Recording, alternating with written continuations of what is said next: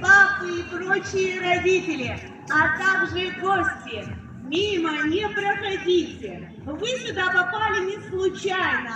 Мы вам рады необычайно. Давайте не будем отвлекаться, а начнем играть, танцевать и развлекаться. Ребята, не стесняйтесь, подходите к нам поближе, посмотрите, какие у меня смешные скомороки. Становимся вместе с родителями в паровозик. И сейчас...